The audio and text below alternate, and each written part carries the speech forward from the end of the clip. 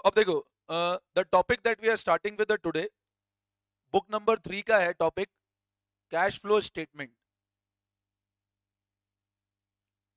जो टॉपिक हम लोग स्टार्ट कर रहे हैं, we are starting with the topic cash flow statement. ठीक है, बुक नंबर 3 के अंदर है कैश फ्लो स्टेटमेंट। नाउ अब देखो, जैसे हम लोग बात करते हैं कैश फ्लो स्टेटमेंट की, what do you mean by word cash flow statement? बताओ। एक सिंपल सा लॉजिक समझो।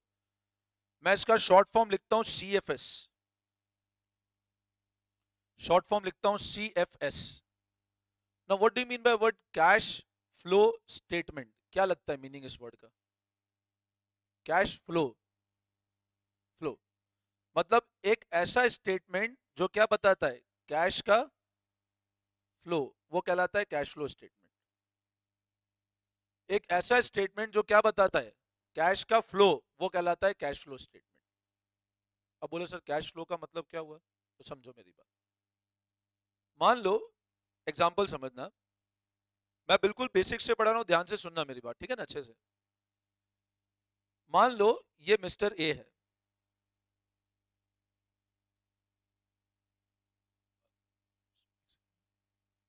एक second.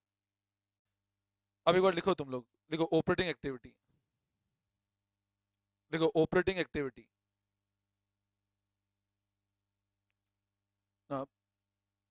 It refers to operating activity.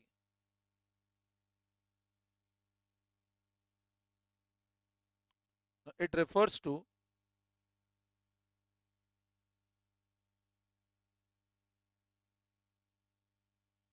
all those activity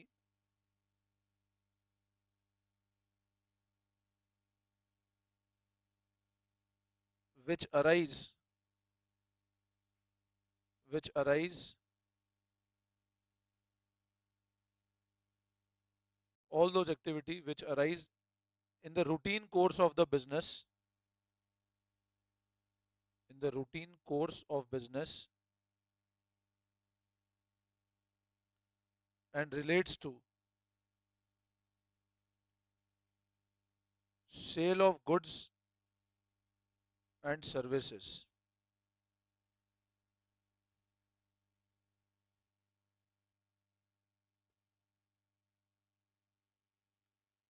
It is the routine activity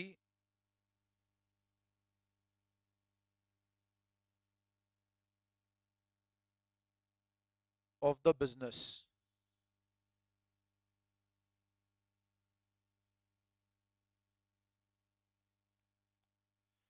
तो पहला तो वो ऑपरेटिंग एक्टिविटी। अब ऑपरेटिंग एक्टिविटी का मतलब क्या होता है? वो सारी activity which arise in the routine course of business. देखो, कैश फ्लो स्टेटमेंट के अंदर ध्यान रखना, हम जब भी बात करते हैं, मैंने आपको बताया कैश फ्लो स्टेटमेंट 3 हेड में बनेगा। जो पहला हेड होगा उसको कहेंगे हम ऑपरेटिंग, दूसरे हेड को कहेंगे हम इन्वेस्टिंग, और तीसरा हेड को हम कहेंगे financing. The cash flow statement will prepared under 3 head, one is operating, investing and financing. Operating का मतलब होता है सारी रूटीन एक्टिविटी ऑर्गेनाइजेशन की जिस relate to sale of goods and services. मैं तुमको पढ़ा रहा हूँ, पढ़ा के मेरे पास जो फीसेस आ रही है वो मेरी ऑपरेटिंग एक्टिविटी है।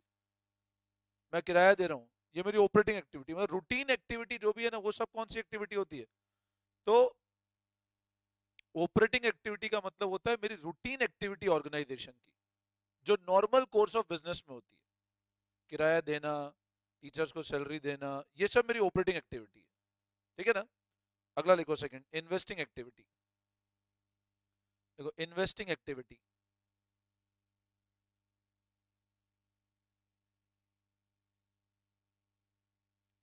देखो all those activity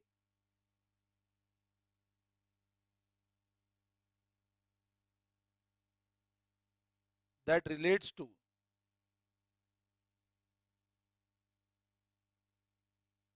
acquisition and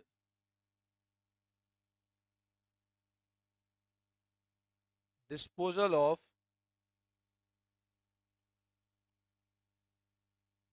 long term assets, that relates to acquisition and disposal of long term asset।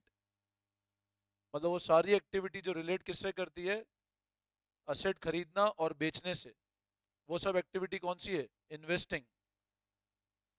अब है ना, जैसे समझो मैंने कोई जमीन खरीदी।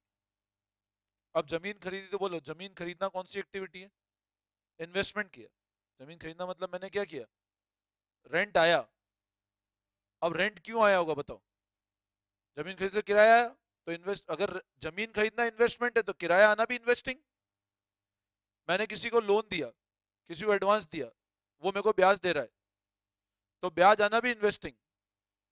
तो अगर कोर एक्टिविटी इन्वेस्टिंग है तो उसकी सबऑर्डिनेट एक्टिविटी इन्वेस्टिंग एक्टिविटी होगी।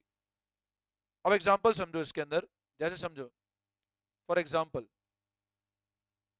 रेंट का आना, रेंट रिसीव्ड, इंटरेस्ट आना, इंटरेस्ट रिसीव्ड, कोई असेट बेच दिया मैंने, सेल ऑफ असेट, मैंने कोई कंपनी के शेयर खरीदे तो purchase of shares, purchase of asset, कोई असेट खरीदा मैंने लॉन्ग टर्म, बिल्डिंग खरीद ली, ये सब कौन सी एक्टिविटी है? तो इन्वेस्टिंग मतलब वो सारी एक्टिविटी, इन्वेस्टिंग का मतलब वो सारी एक्टिविटी जो क्यों होती है? इसलिए होती है क्योंकि मेरे असेट लॉन्ग टर्म चेंज हो रहे हैं, वो इन्वेस्टमेंट। घर खरीदना इन्वेस्टमेंट, किराया आना इन्वेस्टमेंट। अब देखो दो चीज समझना, एक होता है शेयर को इशू करना, ये करते हैं वो जिसको पैसा चाहिए, वो इशू ऑफ शेयर। और एक मैं बोलता हूं परचेज ऑफ शेयर। तो शेयर परचेज करना कौन सी एक्टिविटी है? इन्वेस्टिंग। बट शेयर इशू करना कौन सी एक्टिविटी है? फाइनेंसिंग। पैसा लिया, लोन लिया, बैंक गया, बैंक जाके लोन लिया, तो लोन लेना कौन सी एक्टिविटी? फाइनेंसिंग। किसी को लोन दिया तो लोन देना कौन सी एक्टिविटी? इन्वेस्टिंग। रेंट आना इन्वेस्टिंग, ब्याज आना इन्वेस्टिंग, डिविडेंड आना, बट डिविडेंड देना फाइनेंसिंग। डिविडेंड क्यों दिया होगा? शेयर इशू करे होंगे। तो ध्यान रखना जब मैं बात करता हूं ऑपरेटिंग की, तो ऑपरेटिंग मतलब रूटीन एक्टिविटी, और इन्वेस्टिंग की तो वो सारी एक्टिविटी जो अराइज होती है असेट को खरीदने और असेट बेचने से, वो इन्वेस्टिंग। आई बात समझ में? कोई दिक्कत? वापस समझाओ। अब लिखो third, financing activity.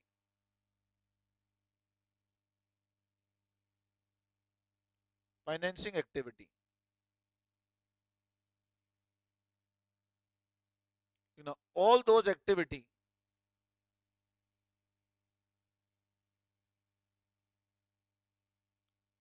that causes change in capital of the company, वो सारी एक्टिविटी जो कंपनी कैपिटल को चेंज करती है। चेंज इन ओनर्स कैपिटल कर दो इसको, owners capital of the company, वो सारी एक्टिविटी कंपनी के ओनर्स कैपिटल को चेंज करती है। For example issue of shares, comma issue of debentures, comma loan from bank, अपन ने बैंक से लोन लिया, डिविडेंड पेड, डिविडेंड पैसा दिया, इंटरेस्ट पेड, ये सब फाइनेंसिंग एक्टिविटी है ना। ये सब कौन सी एक्टिविटी है? These all are financing activity, these all are financing activity. ठीक है, अब है ना इसमें एक पॉइंट समझना, देखो लोन लेना, टू टेक द लोन, और एक होता है लोन का रीपे करना। लोन लिया, लोन लेना कौन सी एक्टिविटी? फाइनेंसिंग। तो लोन लेना अगर फाइनेंसिंग है तो लोन को रीपे करना भी फाइनेंसिंग है, समझे? लोन लेना अगर फाइनेंसिंग है तो लोन को रीपे करना भी क्या है? Financing activity. बोलो आई बात समझ में? वापस समझाओ। तो ये होती है कौन सी एक्टिविटी? Financing activity. बोलो यहां तक समझ में? क्लियर है? अब अगर मैं बात करता हूं, टॉपिक जो है कैश फ्लो स्टेटमेंट।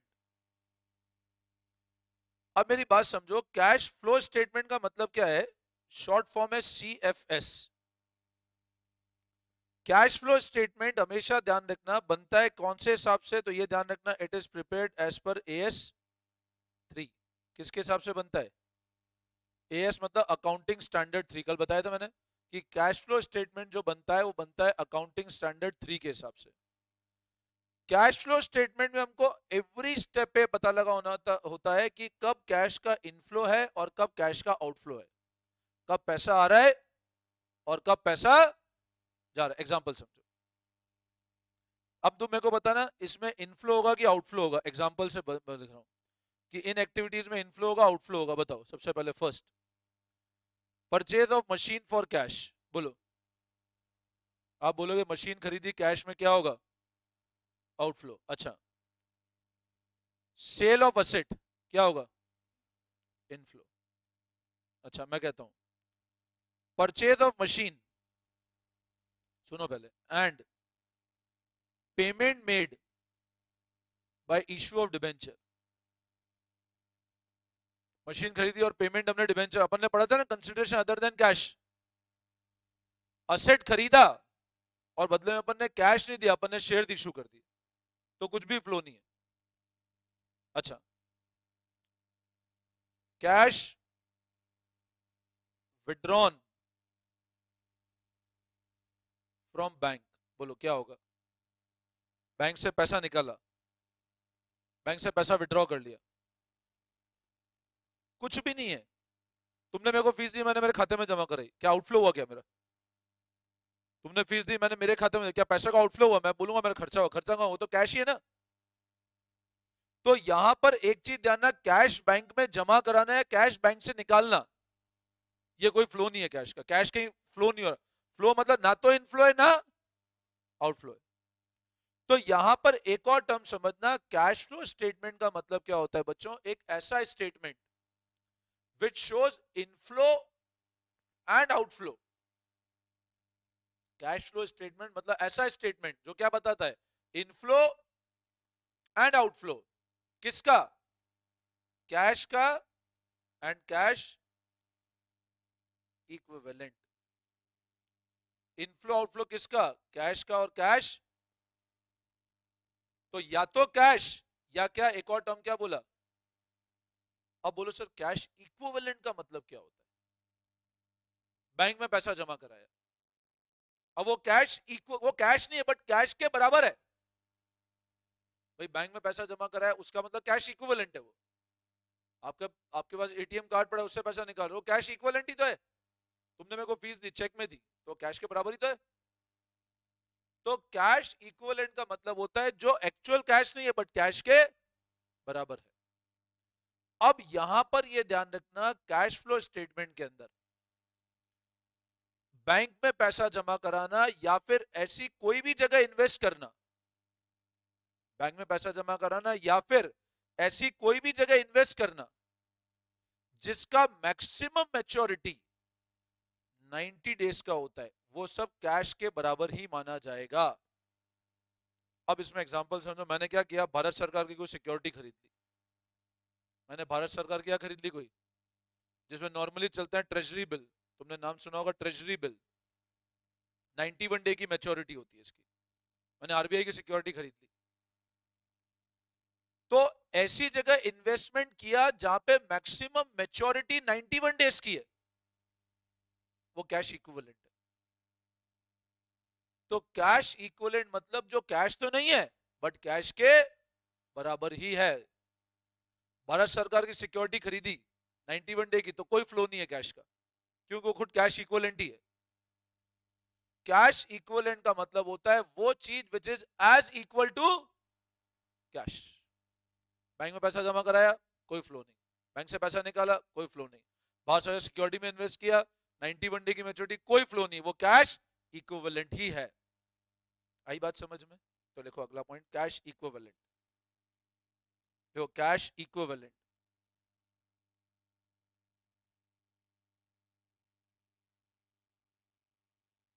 लिखना, all those investment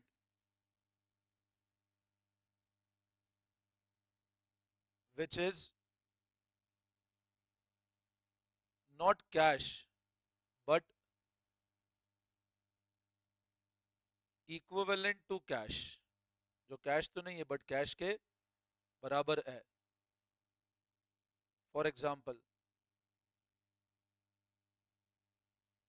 या इसमें एक पॉइंट और लिख देना, फॉर एग्जाम्पल के पहले एक पॉइंट और लिख दो। All investment made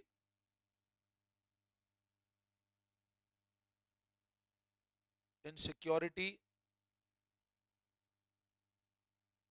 having maximum maturity of 91 days, having maximum maturity of 91 days, जिसका maturity कितना हो, and which can be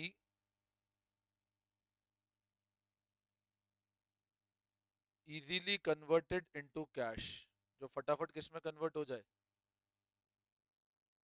cash में कन्वर्ट हो जाए। फॉर एग्जाम्पल, मार्केटेबल सिक्योरिटी,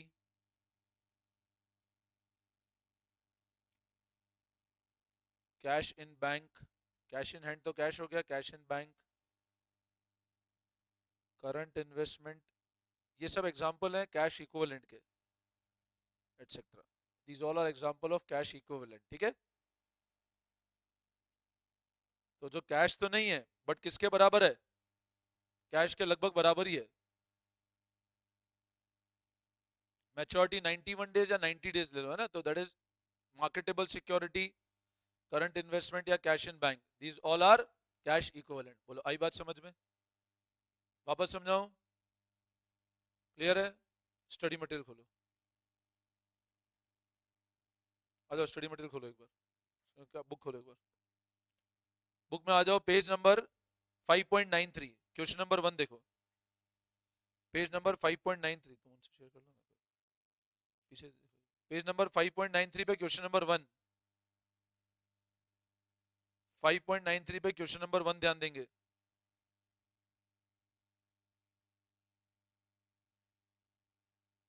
देखो फर्स्ट क्वेश्चन, रीड करो एक बार first question. Identify the transaction as belonging to operating, investing, financing और कैश एंड कैश इक्विवेलेंट। अब ऑपरेटिंग एक्टिविटी है, इन्वेस्टिंग है, फाइनेंसिंग है या कैश एंड कैश इक्विवेलेंट है। पहला पढ़ो, कैश सेल ऑफ गुड्स, बताओ गुड्स मतलब जिसमें कोर डील करता है, सामान बेचा, बताओ कैश सेल ऑफ गुड्स कौन सी एक्टिविटी है, ऑपरेटिंग कौन सी एक्टिविटी है। Second, cash receive against revenue from services rendered, हमने सर्विसेज दी और पैसा आया, ऑपरेटिंग नॉर्मल रूटीन एक्टिविटी है, मैं तुमको सर्विस दे रहा हूं, मेरे को फीस आ रही है, तो ऑपरेटिंग एक्टिविटी है। अगला, cash purchase of goods, operating, goods, car का शोरूम कार खरीद रहा है, गुड्स है उसके लिए, तो कार खरीदना भी ऑपरेटिंग। अगला, cash paid against services, services cash पे किया, वापस operating. Patent purchase, investing, patent खरीदे तो ये इन्वेस्टमेंट किया मैंने, तो इन्वेस्टिंग। मार्केटेबल सिक्योरिटी, मैंने अभी बताया, अरे अभी मैंने बताया, ये लिखा हुआ है यहाँ पे, कैश इक्विवेलेंट, मार्केटेबल सिक्योरिटी क्या है, कैश के बराबर ही है वो, मतलब फटाफट कैश में कन्वर्ट हो जाएगा। अगला, बैंक ओवरड्राफ्ट, अब बैंक से ओवरड्राफ्ट करवा दिया, बताओ बैंक से ओवरड्राफ्ट क्या कराएंगे हम, क्यों कराएंगे हम, पैसों की जरूरत है, ब्याज देना पड़ेगा, फाइनेंसिंग होगा ना, फाइनेंस कराया। बैंक ओवरड्राफ्ट क्या है भाई, आपने बैंक से उधार लिया, बैंक से उधार लिया तो कौन सी एक्टिविटी, फाइनेंसिंग। बैंक ओवरड्राफ्ट मतलब बैंक से पैसा था निकाल लिया मैंने, तो फाइनेंसिंग है, उसमें ब्याज देना पड़ेगा। अगला,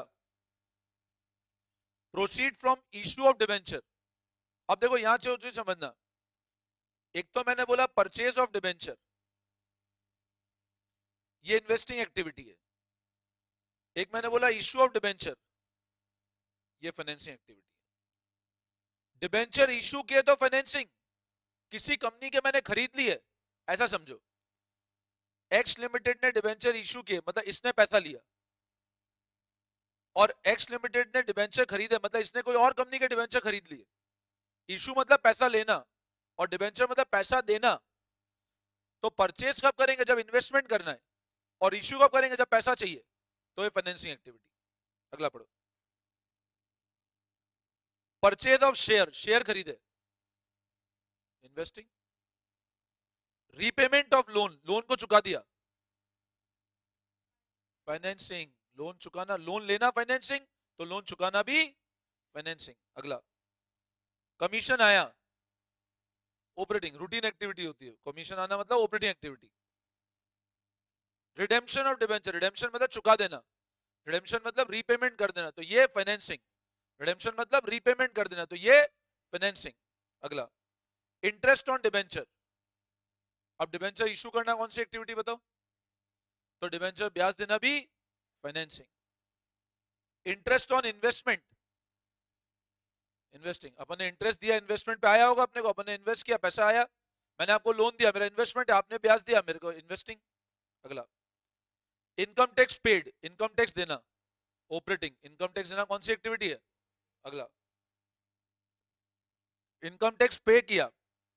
अब समझो, मेरे को बताओ, असेट को बेचा, कौन सी एक्टिविटी? असेट को बेचना, बोलो। असेट को बेचना कौन सी एक्टिविटी है? अरे यार, अभी तो असेट बेचना इन्वेस्टिंग। असेट बेचना कौन सी है? फाइनेंसिंग मतलब उधार लेना। इन्वेस्टिंग मतलब इन्वेस्टमेंट करना, जहां में मेरी ग्रोथ होगी। तो असेट बेचा क्यों होगा? खरीदा होगा तो बेचा है, तो असेट बेचना इन्वेस्टिंग है। और इस असेट के बेचने पे मान लो मेरे को क्या हो गया, और उस गेन पे क्या चुकाना है मेरे को? Income tax. तो असेट बेचना कौन सी है? तो इनकम टैक्स देना उस प्रॉफिट पे जो किस कारण हुआ है? असेट को बेच करके प्रॉफिट, और उस पे टैक्स देना है, तो ये प्रॉफिट एक्टिविटी इन्वेस्टिंग है, तो इनकम टैक्स देना ये भी कौन सी हो जाएगी? अब नॉर्मल इनकम टैक्स दे रहा हूं तो ऑपरेटिंग, बट इनकम टैक्स दे रहा हूं असेट को बेचने पे जो फायदा उस पे इनकम टैक्स दे रहा हूं, तो इन्वेस्टिंग। आई बात समझ? अगला, cash receive from debtor, debtor से पैसा आया, डेटर, डेटर। अरे, ऑपरेटिंग। रूटीन एक्टिविटी, डेटर कौन है? बिजनेस के से पैसा लिया, तो operating. Cash paid to creditor, operating. आई बात समझ में? एक क्वेश्चन और करते हैं, सॉल्व क्वेश्चन पे आओ तुम लोग। सॉल्व क्वेश्चन में आ जाओ, पेज नंबर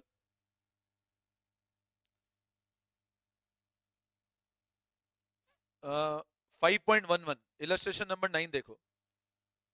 पेज नंबर 5.11 पे इलस्ट्रेशन नंबर 9 पढ़ो एक बार, देखो इलस्ट्रेशन नंबर 9, रीड करो।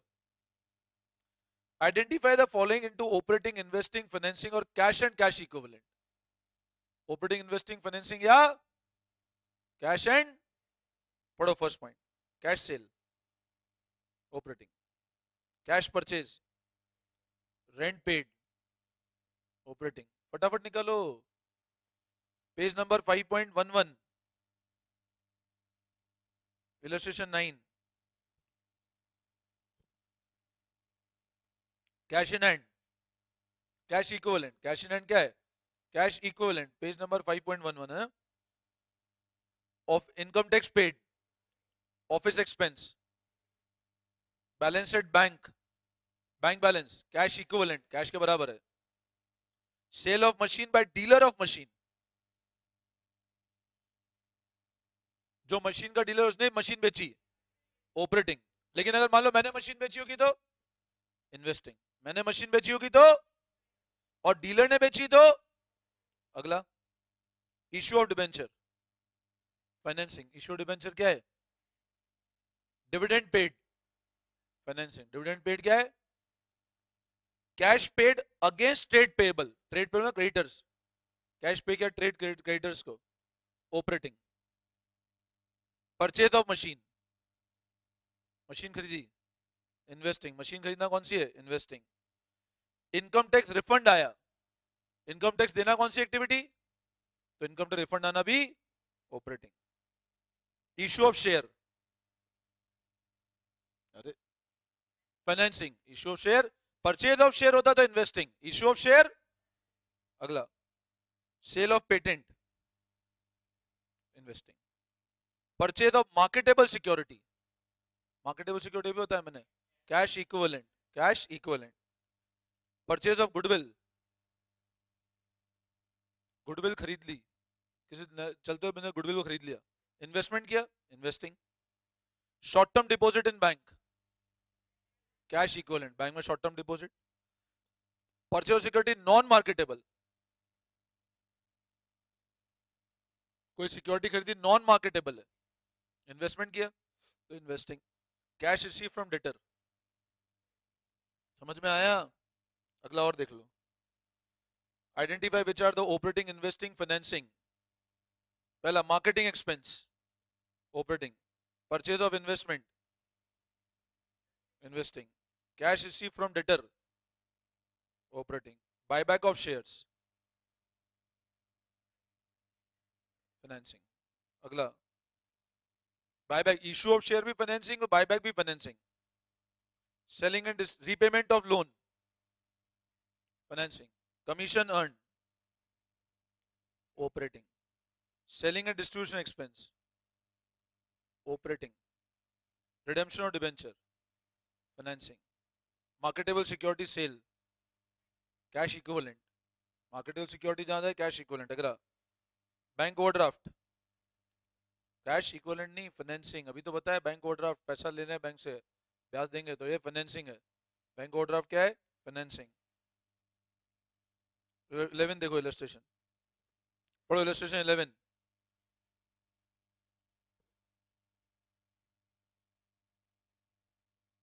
Cell of investment, sale of investment, investing. Dividend received, देखो डिविडेंड रिसीव इन्वेस्टमेंट है, dividend paid finance. Dividend pay कब करेंगे? शेयर इशू किए। और रिसीव कब होगा? किसी कंपनी का शेयर खरीदे। रेंट रिसीव रहा है, रियल एस्टेट कंपनी। अब रियल एस्टेट है, उसका काम ही है जमीन खरीदना, जमीन है तो उसके रेंट आना कौन सी ऑपरेटिंग एक्टिविटी है। Rent receive by manufacturing company, investing, क्योंकि मैन्युफैक्चरिंग कंपनी काम वो नहीं है। Interest paid, financing. Interest paid कौन सी है? Marketable security, cash equivalent. Proceed from share issued, share issue किया पैसा आया, financing. Interest paid on bank O D, financing. बोलो समझ में आया? ये सब एक बेसिक एक्टिविटीज होती है। बोलो यहां तक कोई दिक्कत? क्लियर है? ठीक है, एक क्वेश्चन और देखते हैं। आ जाओ पीछे आओ, अनसॉल्व क्वेश्चन पे आओ। Come to page number